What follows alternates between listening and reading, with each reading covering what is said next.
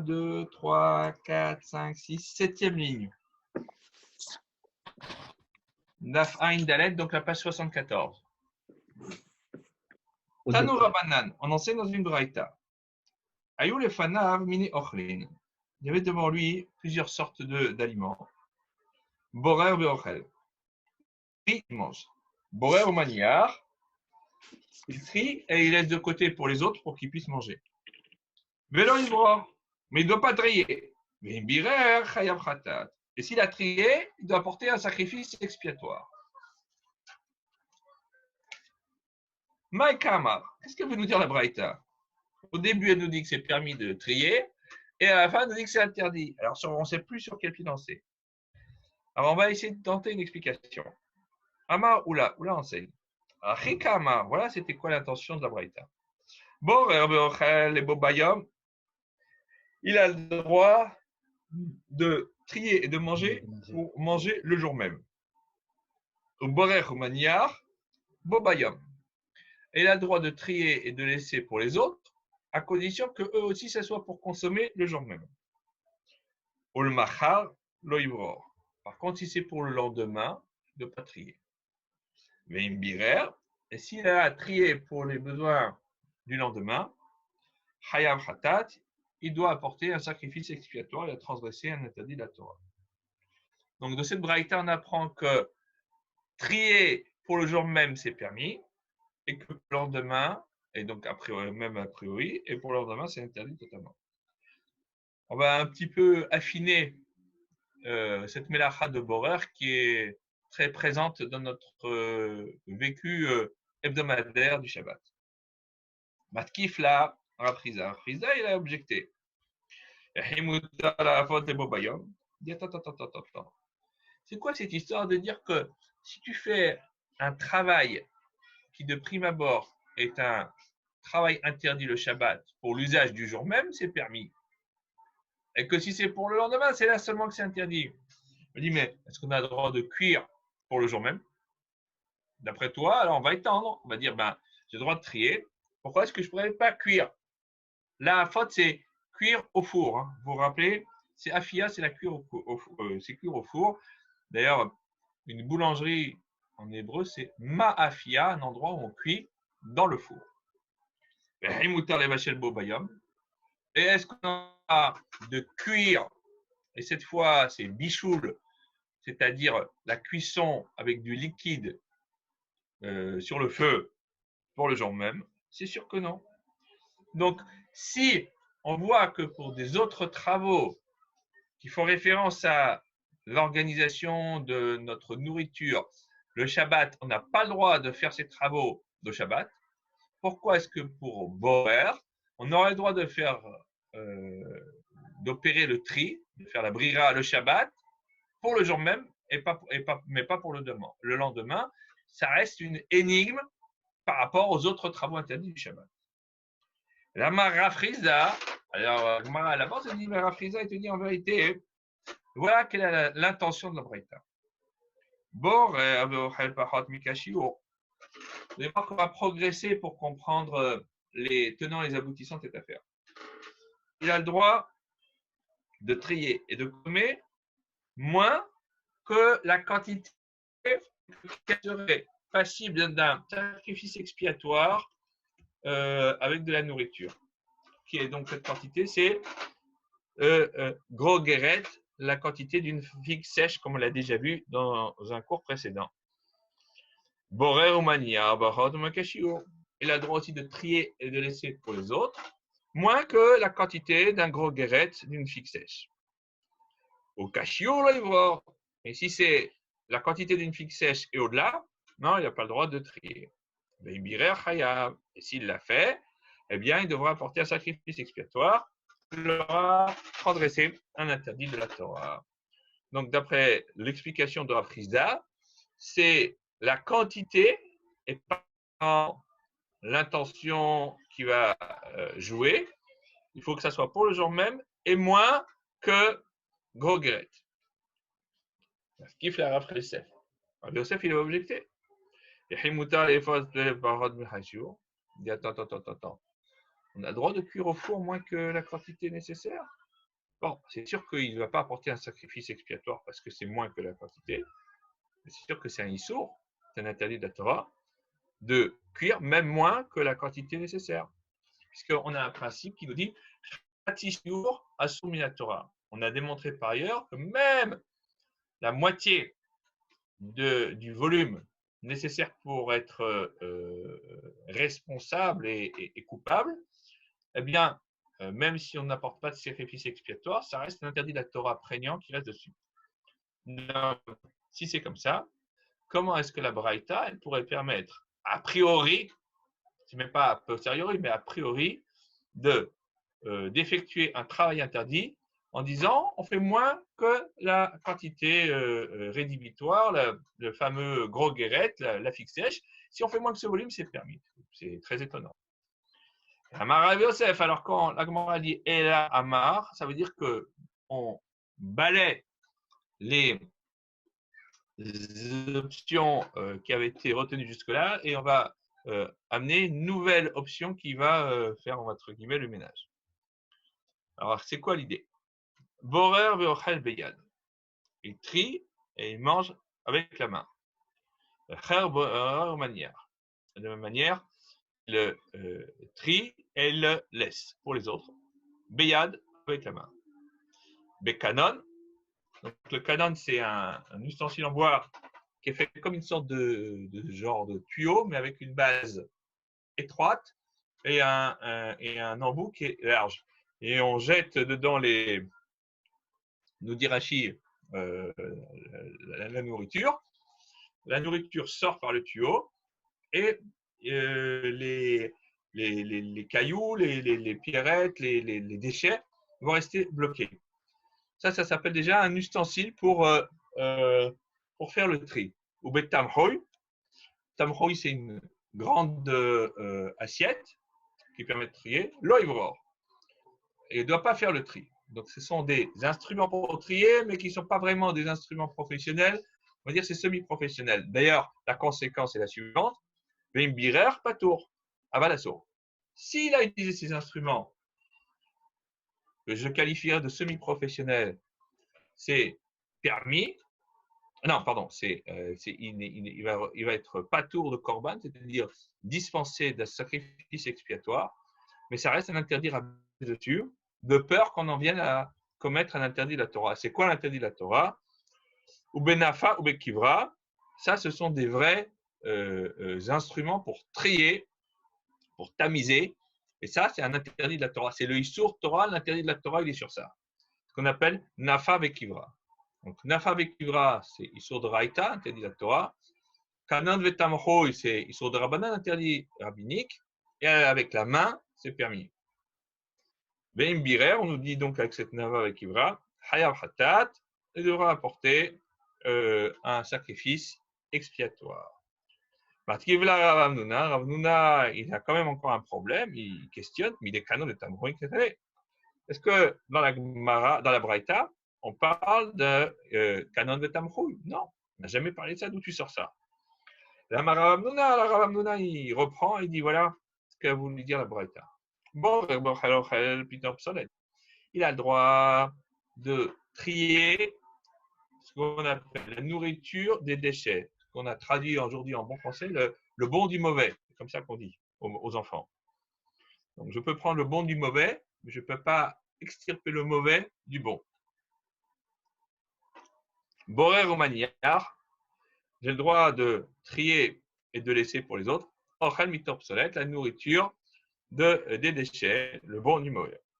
Soled mitor ochel, l'oivror. Par contre, si j'enlève le déchet et je laisse ce qui est consommable, ça, je n'ai pas le droit de le faire. L'oivro, ça s'appelle un tri interdit. Veimbirer, et s'il a fait, Hayav Hatat, il a transgressé un interdit de la Torah d'apporter un sacrifice expiatoire.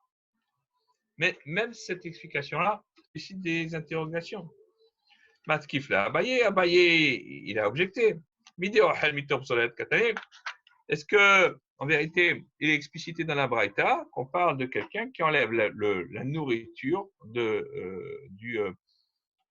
déchets plus que à la fin de la Braïta. Et on voit là-bas qu'il n'y a aucune allusion à ces spécificités qui sont mentionnées par vous. D'où est-ce que vous avez sorti ça? Et Abaye dit, voilà, en vérité, toute la Braïta, elle parle d'un seul cas. C'est le fait d'enlever la nourriture des déchets et avec la main. Et voilà ce que la Braïta dit. Borer ve'ochel et altar. Il trie et il consomme de suite. Mais borer mania l'altar et il trie et il laisse pour les autres de suite pour être consommé dans la foulée. Pour le beau bayom, l'oivror. Mais si c'est plus tardif dans la journée, il ne doit pas le faire. C'est interdit. C'est-à-dire que là, on affine les délais et les définitions. À la main, la nourriture que l'on prend et on laisse de côté les déchets, et c'est pour tout de suite, parce que la définition à la règle tout de suite elle est plus vaste, mais on ne rentrera pas là-dedans tout de suite, justement. Et s'il l'a fait, il ne doit pas le faire, il doit faire que pour maintenant, mais pas pour dans la journée, quoi. Et en deux mots, le matin, il ne peut pas trier, même s'il prend le bon du mauvais pour le repas de l'après-midi, ou d'achichit par exemple. Et s'il l'a fait donc pour la journée, donc c'est comme s'il il se transforme comme quelqu'un qui a trié pour conserver, encore pour mettre dans un entrepôt les hayaf hatat, et dans ce cas-là, même si tout le mode dans lequel il l'a fait est parfaitement permis, ça devient un interdit de la Torah, il devra apporter un sacrifice expiatoire. À moi, Rabbanan Kamed de Rabba, les Chachamim, ils ont dit, c'est le commentaire de Abaye devant Rabba, donc ce qu'il a dit. Et Amar et Rabba, il a dit au Chachamim, Shapir Amar Nachmani. Et il a bien parlé Nachmani. Nachmani, c'est le surnom que l'on donnait à Abaye. Et donc Rabba a donné son accord sur ce qu'il avait dit. On dit avec la main, je donne quelques petites précisions. En vérité, la notion de main, ben, aujourd'hui en termes modernes, on considère que manger avec la fourchette ou avec la cuillère, ça s'appelle manger avec la main. Ah oui, parce que si vous lisez, si vous comprenez la Gemara dans son sens obvi, on a l'impression qu'on doit retourner à une ère antique pour pouvoir être dans les règles pour la consommation de la nourriture le Shabbat. Donc en vérité, on voit bien que c'est pas comme ça. La notion de yad, c'est la main et tout ce qui constitue son extension. Donc la fourchette par exemple. On ferme la parenthèse et on continue. Il y avait devant lui deux types de nourriture. Donc tous les deux sont consommables. Hein. Au birer ve'achal, il a trié, il a consommé. Au birer ve'niach, il a trié, il a laissé pour les autres. Ravashi matné et pato. Ravashi, il dit ça, c'est pas interdit par la Torah, mais ça le reste, ça de par les chayim, de par les sages. Rabbi Yirmiyah midifti matné chayav. Rabbi Yirmiyah midifti, il va plus loin. Il dit, il a transgressé un interdit de la Torah d'apporter un sacrifice expiatoire. Alors, on va expliquer pourquoi.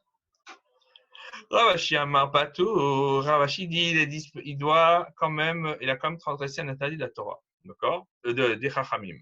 D'où est-ce qu'il a dit ça? Vatane Chayav. Pourtant, dans la Braïta, c'est marqué qu'il est Chayav, qui a transgressé un interdit de la Torah. Donc, comment il peut dire que c'est un simple interdit rabbinique? Alors, on dit Lokashia. En fait, c'est pas un problème. Ha Bekano le Tamchoui. Parce que Ravashi, en fait, il parle du cas où il a fait avec Kanan et Tamchoui. Vous vous rappelez les deux instruments qui ne sont pas interdits par la Torah, mais qui restent par les Chachamim. Donc, ce que j'ai appelé les semi-professionnels.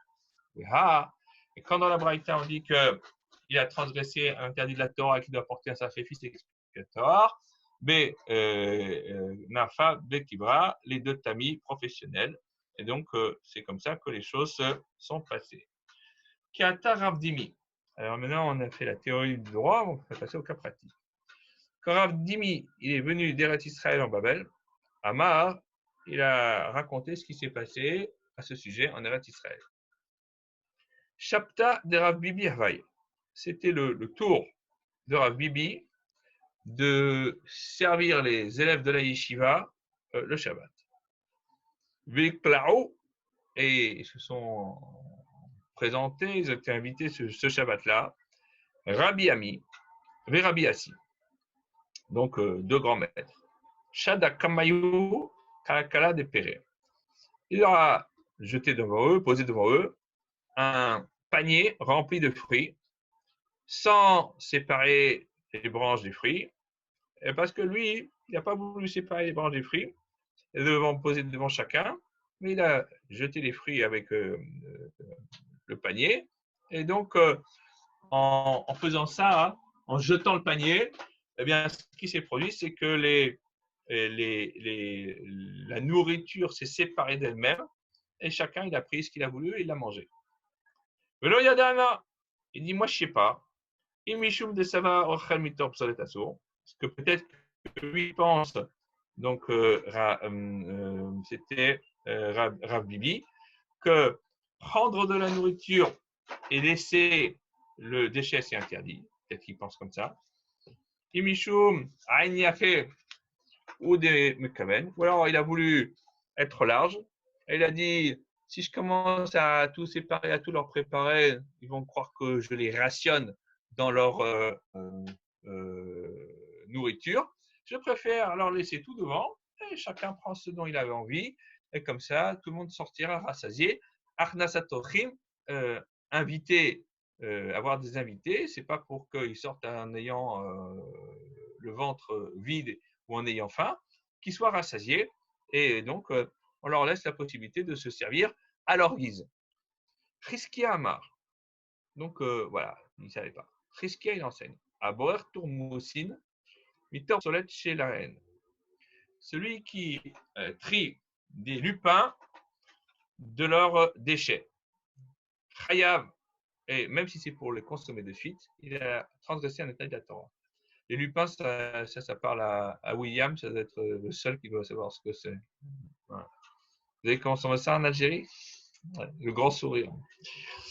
Alors, Shane Tomotim. Alors, l'Imaka Savar, Chizkia, peut-être on va dire que Chizkia, il a dit, que même comprendre la nourriture des déchets, ça reste interdit. Les lupins, c'est différent. On tourne la page. Pourquoi?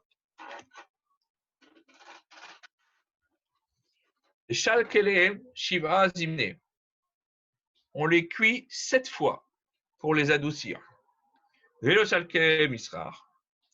si on ne les cuit pas à ce point, eh bien, ils deviennent un peu dégoûtants parce que l'écorce qui est autour des lupins, elle reste et ça abîme le goût des lupins. Donc, il faut faire ça de manière professionnelle, 7 cuissons successives.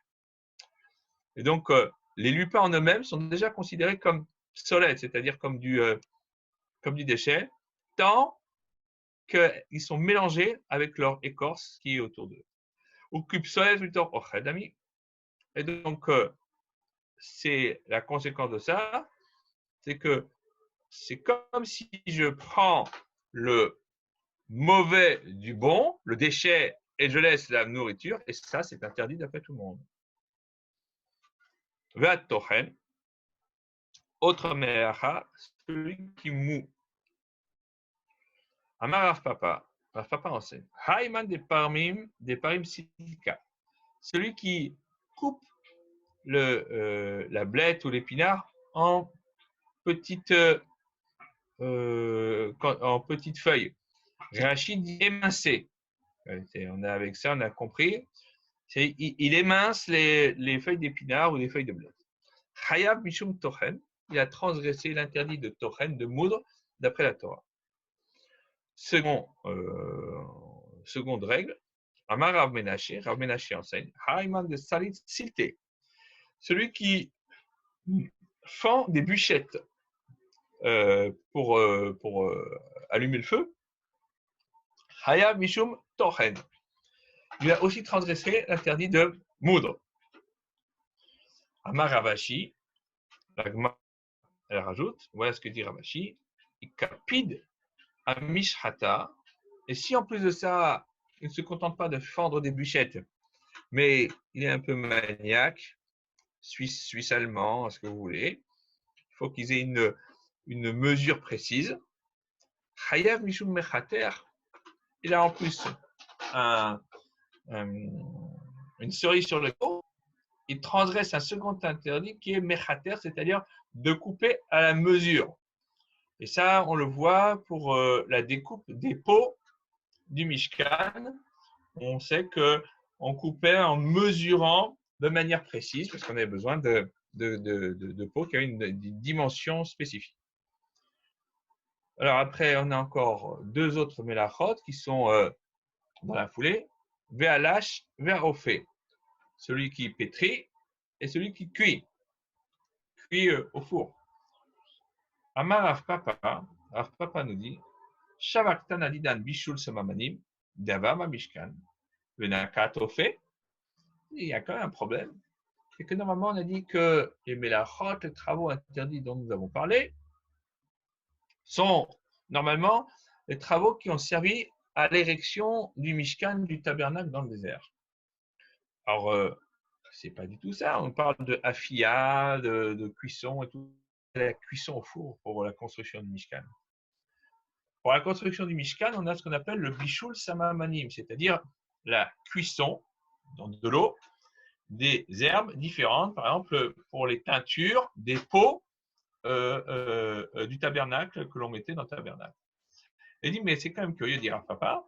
Le Tana de notre Mishnah, il a mis de côté la cuisson des teintures et qui était au Mishkan, et il a pris au fait, c'est-à-dire la cuisson du pain, ce qui n'était pas prégnant dans l'érection du tabernacle, mais que l'on va retrouver, et là je triche un peu, je vous donne la suite déjà des événements, dans la vie quotidienne du Mishkan et du Beth Amikdash, où on a le pain, le pétrissage de la pâte, le pain, tout ce qui est nécessaire à ça, parce que on a du pain à toutes les sauces dans les offrandes qui sont apportées au temple, du pain ou du pain azim.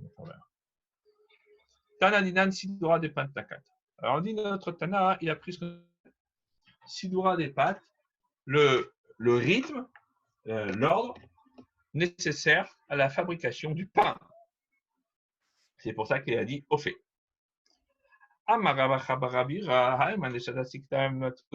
Celui qui a dit, celui qui jette une cheville, une bûche de bois humide dans le four pour le sécher, donc il le jette dans le four pour la sécher, pour que ça brûle, et donc avec ça, ça durcit le bois.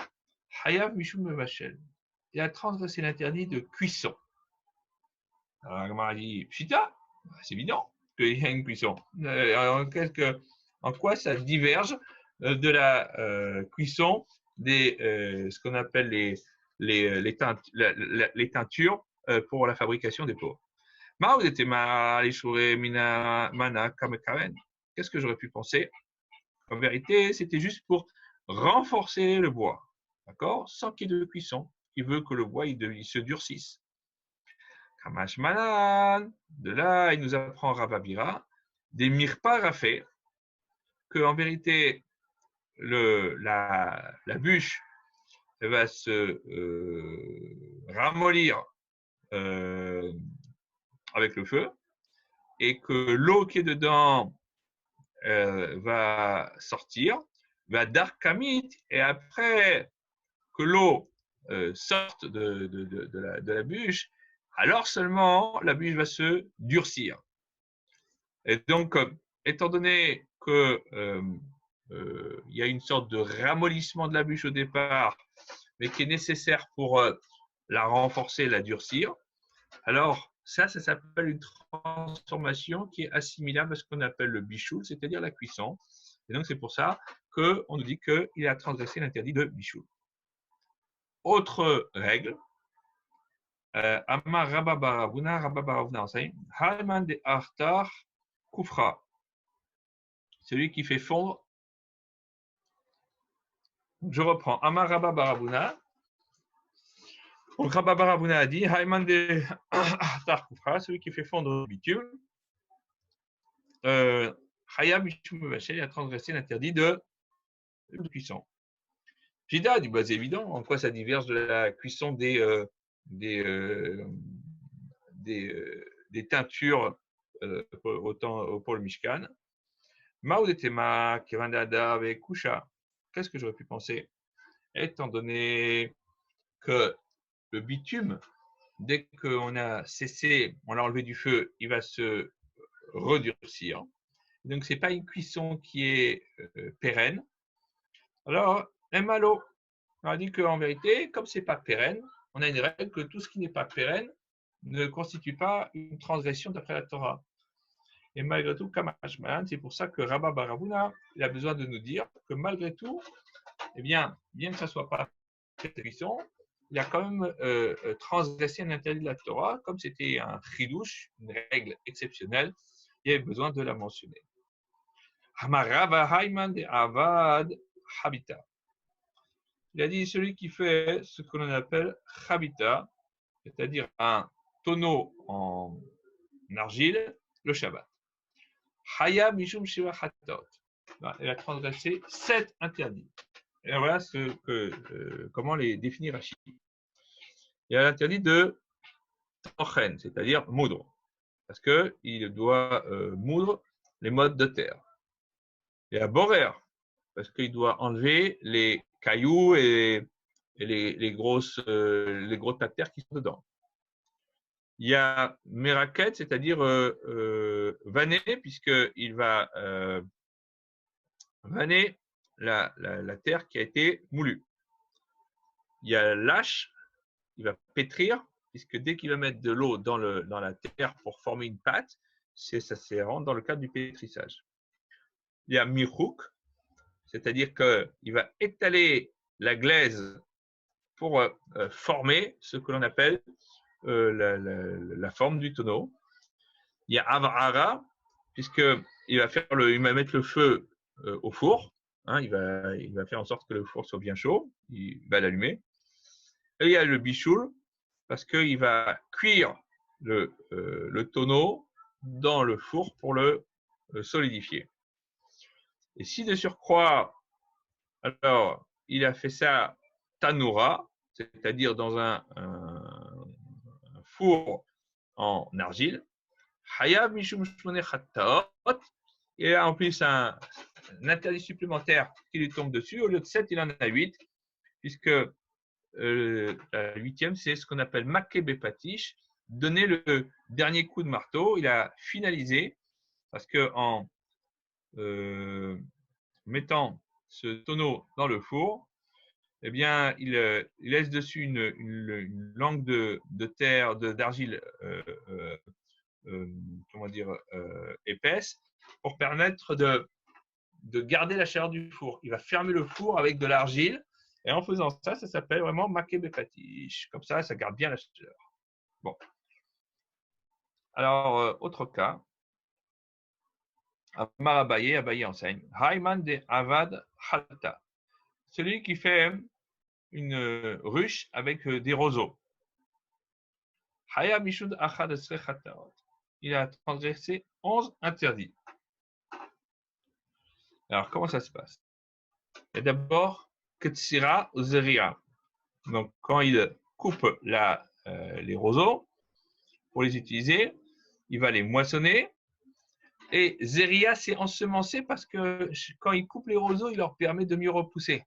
Donc, c'est comme s'il avait ensemencé. On avait vu ça avant-hier. Il y a l'interdit de Haïmour, c'est-à-dire de mettre en germe, ce qui va les ressembler. Il y a Borer, parce qu'il va prendre les meilleurs roseaux, il va laisser de côté les mauvais, ou il va enlever les mauvais, il va laisser les bons. Il y a Mirouk là aussi, parce qu'il va lisser les roseaux. Il y a Tochen, parce qu'il il va les couper en petits morceaux. Il y a Ritour parce qu'il va les couper d'après une mesure bien spécifique. Il y a un autre interdit, c'est quand il va préparer la trame pour tisser. Après, il y a ce qu'on appelle les fils de chaîne. Donc là aussi, c'est le 9e. Après, il y a le tissage en lui-même. Et après, il y a ce qu'on appelle maquet bepatiche, c'est-à-dire que quand il va couper ce qui dépasse de ce qu'il a tissé avec les roseaux, ben, couper ce qui dépasse, ça s'appelle maquet bepatiche, c'est le dernier coup de marteau final, ce qui permet la finalisation du travail accompli. Veuillez haïter les poumets, et si après, parce qu'il a fabriqué un beau panier, eh ben, il va coudre l'ourlet, entre guillemets, du panier, alors, il va commettre 2 interdits supplémentaires, ça veut dire 13 interdits de la Torah. Un, c'est tefira, c'est coudre, et l'autre, c'est keshira, c'est attacher.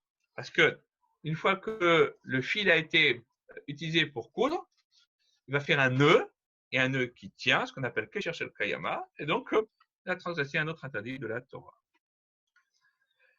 Agozez et atsemer vermel abeno. Celui qui tond la laine et qui la lave pour qu'elle puisse être tissée. Amar Rabba Bar Chana, Amar Rabbi Yochanan. Rabba Bar Chana dit au nom de Rabbi Yochanan. Atovet semer she'alga behema beshabbat. Celui qui tisse la laine sur le dos de la bête le Shabbat. Donc il a peigné la laine sur le dos de la bête et il l'a tissée. Et après qu'il ait fait ça, alors il va tondre la bête. Et il va tondre, il va y avoir un truc de la laine déjà tissée qui va tondre. Hayab Mishum Shalosh Hattaot. Il a transgressé 3 interdits de la Torah. Ahad Mishum Gozez, 1, c'est tondre. Ahad Mishum Menapes, 1, parce qu'il a gardé la laine. Ahad Mishum Tové, et 1, parce qu'il l'a tissé. Une opinion divergente. Rav Kana Amar, Rav Kana dit, un derer giza bekar. C'est pas le derer, c'est pas l'habitude de tondre ainsi. Vender menapes bekar, c'est pas l'habitude de garder la laine ainsi. Vender tiou bekar, et c'est pas l'habitude de tisser ainsi. Vélo, comment c'est pas possible, c'est pas comme ça. Batania mishme de Rabbi Nechemia, pourtant on enseigne une braïta nom de Rabbi Nechemia, que concernant l'érection du Mishkan, du tabernacle dans le désert, eh bien, il est dit là-bas, et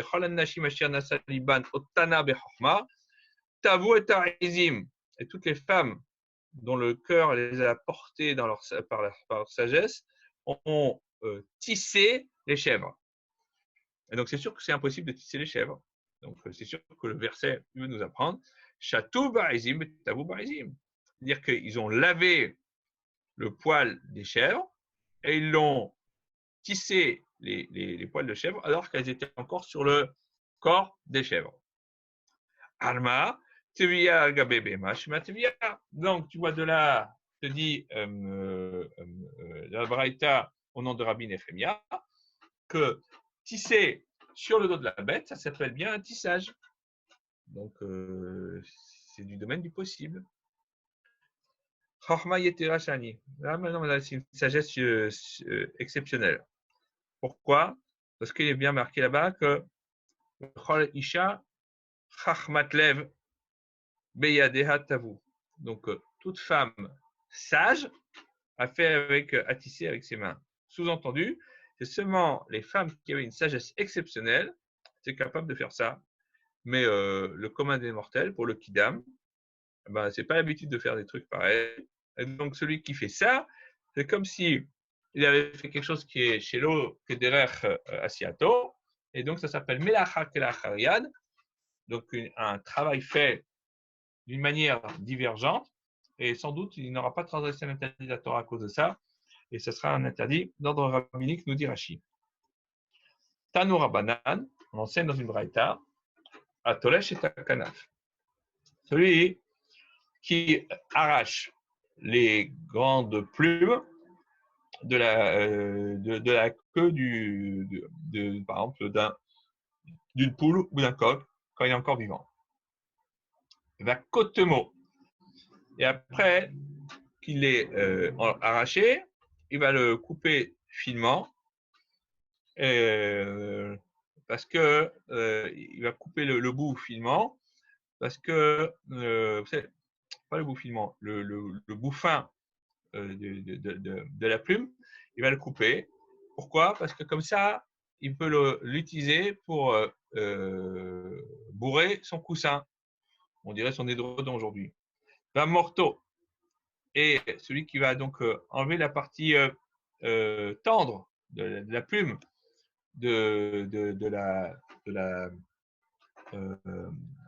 du support de la plume, eh bien, pour la mettre dans le coussin et pour jeter la partie dure, Hayav Shalosh Chataot. Il a transgressé 30 interdits. Amar Rabbi Shimon ben Lakish dit Tolesh, celui qui arrache la plume, Hayav Mishum Gozez. Il a transgressé l'interdit de tondre. D'accord? Kotem, celui qui coupe la tête de la plume qu'on a arrachée, Hayav Mishum Mechater. Il a transgressé l'interdit de couper avec une mesure précise. Mais Maret, celui qui, lorsqu'il a plumé la bête, eh ben, enlève la partie tendre, la plume, pour jeter la partie plus dure.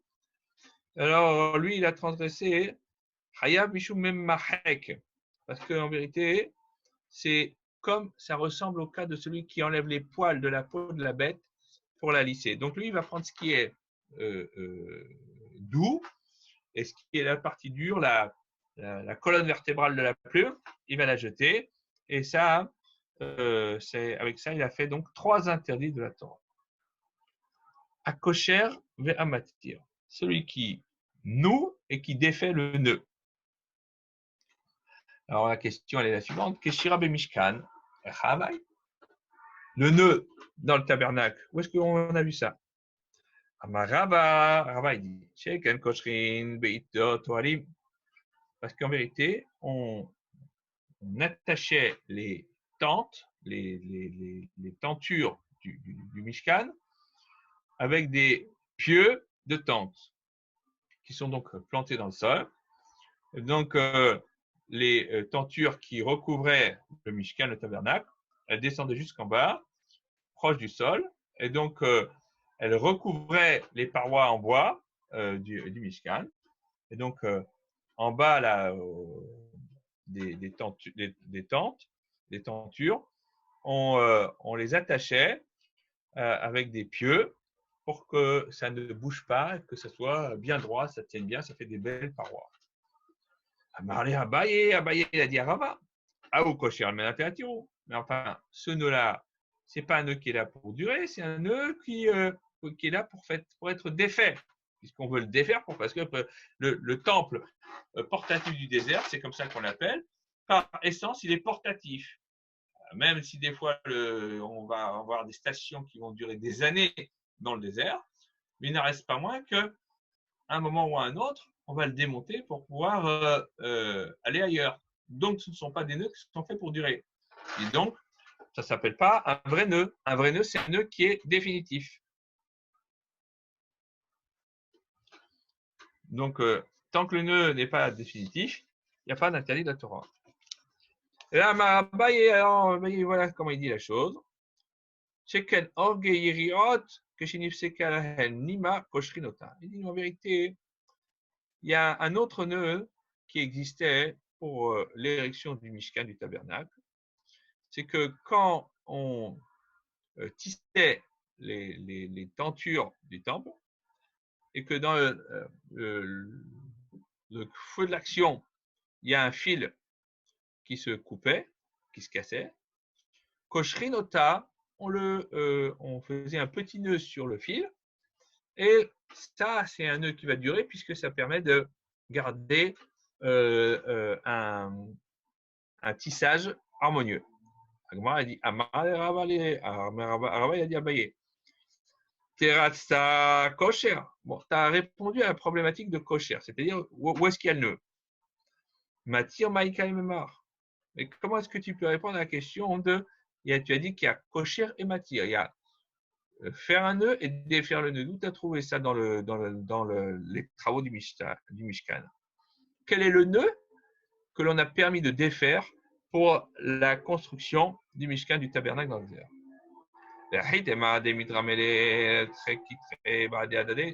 Et si tu veux dire que ça parle du cas où si jamais un jour, pendant qu'il était en train de tisser le tisserand, deux nœuds se sont faits sur des fils, l'un à côté de l'autre, et comme ça apparaît pas joli dans le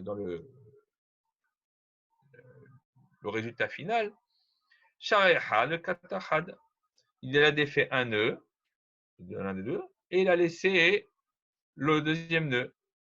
Et donc, tu vois bien que l'on peut avoir le cas où on défait un nœud pour la construction du Mishkan. Et ça, c'est pas possible. Pourquoi?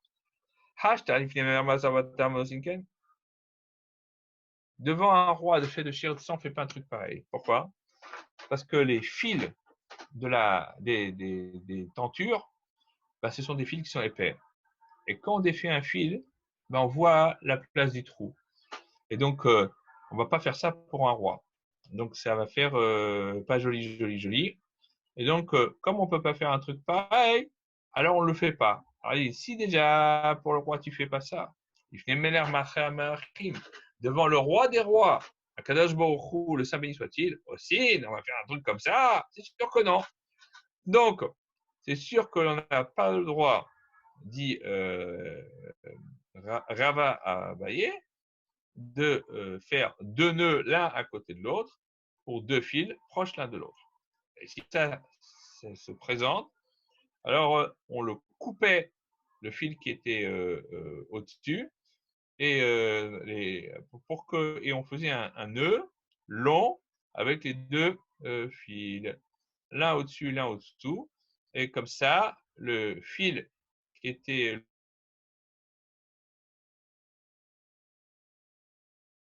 le nœud qui était dans le fil le plus proche, et il se retrouvait au milieu. Et faire un nœud. On coupait le nœud, si besoin, mais on ne défaisait pas le nœud. Alors, Rabbi dit quoi? Rabbi Ilaï, certains disent c'est Rabbi Ilaï. Chez Kaen, ça des chilazon. Il dit non, c'est pour les chasseurs de chilazon. Le chilazon, c'est l'animal que l'on chassait pour produire la teinture de Techelet, que l'on doit, d'après la loi de la Torah, mettre sur un fil des tzitzit, chacun des quatre coins des tzitzit. Et il y avait donc une poche de ce qu'on appelle teinture, qu'on appelle le chilazon. Alors, qu'est-ce que faisaient les chasseurs de chilazon, puisque c'est quelque chose qui est marin? C'est la seule chose dont on soit sûr, c'est que c'est marin. Après, sur le reste, il y a beaucoup d'hypothèses. Koshrin ou matirine. On attache et on faisait les filets pour les chasser. Et donc, comme sur les filets, il y avait beaucoup de nœuds, et des nœuds qui tenaient bien, mais quelquefois, on avait besoin de prendre les fils d'un filet et pour les rajouter à un autre filet. Alors, qu'est-ce qu'on faisait? On défaisait le nœud d'un filet et avec le fil qu'on avait récupéré, on allait les mettre sur un autre filet. Va t'en faire jeter tes firottes, un de couture pour coudre. Vers le kaima, dire attends, 2 points, ça ne tient pas parce que le filet va sortir de lui-même au fil du temps. Et donc, quelque chose qui ne tient pas, c'est sûr que ça ne s'appelle pas une melacha, un travail interdit. Et donc, comment est-ce qu'il va être passible d'un sacrifice expiatoire alors qu'il va faire quelque chose qui ne tient pas la route? Rabba bar Bachana, il a dit au nom de Rabbi Yochanan, Ve'u, chez Kesharan. En vérité, la Mishnah, quand elle dit qu'il est Hayav, il a transgressé un interdit de la Torah, c'est que ça ne suffit pas qu'il ait fait 2 points. Il faut que de surcroît, il ait fait un des nœuds sur les 2 points pour que, après qu'il ait fait ses nœuds sur les 2 extrémités du fil, eh bien, la couture tienne. Et on arrête là, c'est la fin du DAF Ain Dalet, la page 74. Suite au prochain épisode demain.